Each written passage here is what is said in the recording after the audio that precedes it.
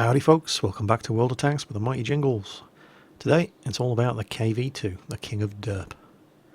You may be aware that there's a medal in World of Tanks. I'm almost certainly mispronouncing the name of the thing.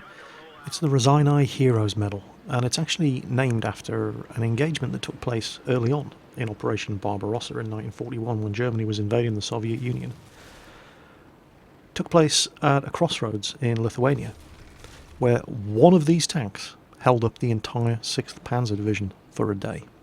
The KV-1 and KV-2 tanks were so heavily armoured that the 37mm and short-barrelled 50mm guns that the Panzer IIIs and IVs were equipped with just could not penetrate these tanks.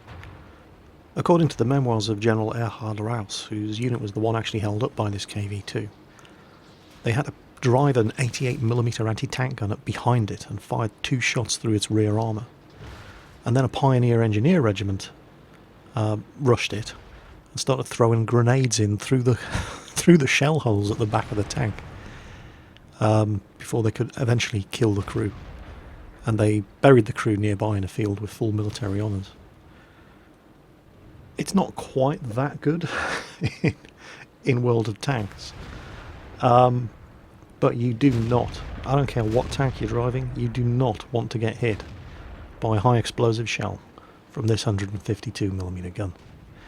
Now, we're pushing into the town here on Rubenberg. Ike has taken a sniping spot to cover the road behind me. Let's just shift back to his perspective from this point on. So here's Ike's KV-2, a couple of seconds earlier. Now this spot is only really good for one tank, and you'll see me passing by to his rear as he covers the intersection. And Ike sits here for a while just to make sure that nobody's trying to sneak around this way. There I go. There isn't space for both of us here, so I keep going. Meanwhile, Quickybaby's in his artillery, and if you have a look at the map, Quickybaby has wisely decided that sitting in the middle of that open field probably isn't the best use of his resources, since absolutely nobody else on the team has gone that way. So he's getting the hell out of there. With that intersection clear, Ike follows up behind me. Now, we're checking the next road, making sure it's clear. Meanwhile, the KV-1S up ahead of us has got some company on that corner. There's a T-34-1, an IS on the next road over, but he's not in any rush to poke out. So back to my perspective. Coming up on the corner, and this KV-1S starts doing the weirdest side-scraping manoeuvre I have ever seen in my life. T-34-1 puts one into him, knocks his tracks off, so I know this guy's fired. So I go after the T-34-1 and set him on fire and do like 1,000 damage to him with one shot. Ike spots this ARL, just paying no attention whatsoever. He's history as well. Now, I'm fruitlessly trying to ram the remaining 20 health off this T-34-1, but a Tiger P behind us finishes him off. Now there was an IS with that ARL-44. There he is. So I figure, what the hell, I've got a lot of health. Ow. And I was a little slow on the fire extinguisher there. And yes, that was our own scout that just ran up right up into my ass and killed himself by colliding with me. But Ike plants one into that IS as well, and now 20-second reload on these things. We're both backing off, waiting to reload, and let somebody with slightly more DPM than us go forward and finish off that IS. Now at this point, we start to go our separate ways. I'm heading back to protect against encirclement while we leave Ike to have some fun here with this IS. Now watch this shot. All he actually hits is this guy's outside drive wheel. And in any other tank, that wouldn't have done any damage to the IS other than knock his tracks off. But this is a high explosive shell, and it's a 152mm high explosive shell. It has a splash radius, just like artillery. So that was actually the hull of the IS taking splash damage from the shell that hit his drive wheel. And Ike's about to do the exact same thing again. If this shell was to hit this T-25-2 flush in the side, it would just one-shot kill him. Watch where it hits. Outside drive wheel. That was splash damage against a weakly armoured target like a T-25-2, considerably more damage than was done to the IS. Now I'm putting some fire in from directly ahead of these guys, but I can't cross this road to deal with the threat to the base until these folks are dead. So, here comes Ike. And he does it again 3 times in a row, hitting the outside drive wheel of all these enemy tanks, but the monstrous splash damage from this gun is enough to severely damage them anyway. Here you can see me stuck on this road here, trying to get back to the base, but it's not critical at the moment. We do have other tanks in a position to defend the cap. But these fellas are impeding my progress. I need them dead before I can get around this corner, otherwise I'm giving them shots at my flank.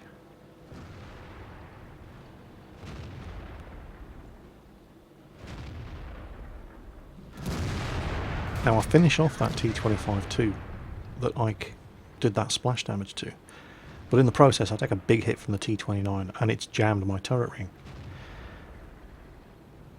So I need to get back into cover. I don't want to give anybody shots at me until I get this thing repaired. And the tank is wrecked. I have very, very low health, and the only things that aren't damaged are my viewports, my engine and my gun. And that's when this is probably a little overkill. I mean, the shot I put into that guy probably weighed more than his tank. But it's a KV-2. This is what they do. Now, it ain't looking too bad. Well, it ain't looking too bad at all. We're winning 10-2, but that IS, I really don't want to give him a shot at me, because if an IS sees a KV-2 on this amount of health, he's going to take the shot. But the flank is now secure. I can finally cross this road. And I really, really badly wanted to put a shot into the flank of this Sherman, but I don't wait for it to aim. And it just completely misses. So I don't want to push my luck, because I am spotted. The Sherman might decide to try his luck, and there is artillery still in play, but then suddenly a wild Ike appears. While I've been tied up on that corner, Ike's basically been firing as fast as this gun will reload, which isn't very fast, I must admit. But first he bounces a shot from this IS. Unbelievable. Then he finishes off the T-29 that nearly, as well as bouncing a shot from the T-29. But he gets a bit of justice for that big hit that I took and locking my turret ring in position. These folks go out to finish off the IS. And now Ike set his sights on that big juicy IS over this side. There's only 4 of these guys left. The KV-2 is a surprisingly quick machine if you get to drive it in a straight line for any period of time. Now watch this. This is hilarious.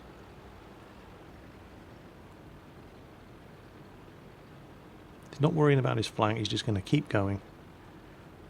Desperate for the kill on this IS. There's not a lot of health left. Watch this. Through the window, and it wasn't even fully aimed. Oh, Ike, you so silly. But, yeah, there's still kills to be had. Ike wants himself a piece of this M4 Sherman, who, surprisingly, is still on full health. So, I'm not really sure what the hell to do at this point. So, you can see on the map I'm turning around, and I'm heading north. I'm going to try and see if I can spot their artillery, and maybe get some shots on that 361H. Ike, on the other hand, doesn't give shit number 1. He wants this M4. Now remember, Ike just fired a shot from KV-2's 152mm Derp gun through the window of a building and wiped out an IS.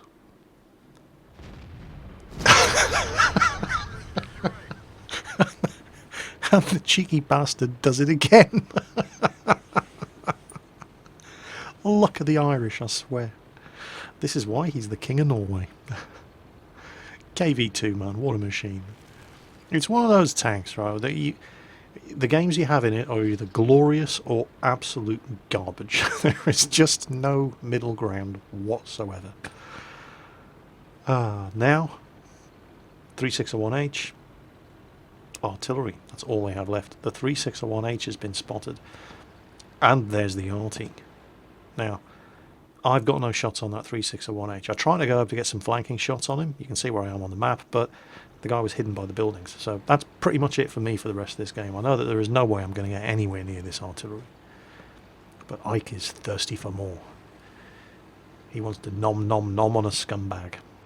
Now remember, this 152mm M10 gun has 0.6 accuracy.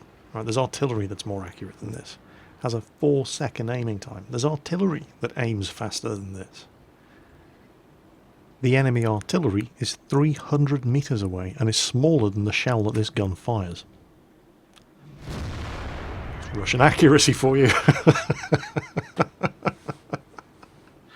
And that's why the KV-2 is the king of derp. So yeah, the results of that one probably shouldn't come as a massive surprise to anybody.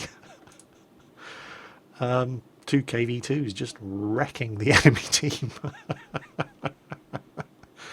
And it was a tier 7 game as well, which is all the more surprising. But that's just what these things are like. I sold my KV-2 shortly after patch 7.3 came out. I just couldn't get used to it. Prior to patch 7.3 there was no KV-2, there was no T150, you just had the KV. And it was tier 5 as it is now, but it could use the 107mm gun that the T150 gets. It could use this 152mm M10 howitzer that the KV-2 gets. It got the KV-2's turret.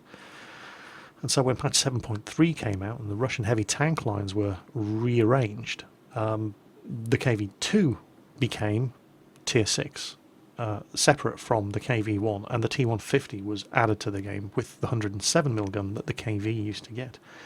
And initially I just could not get used to this tank as a tier 6 tank, and so I got rid of it. I bought it again a couple of weeks ago, and I have had so much fun driving this thing. I'm sure you can see why. So, the KV-2 Russian tier 6 heavy tank, the king of derp, as driven by myself and Ike, the king of Norway. Take care on that battlefield, folks. I'll catch you next time.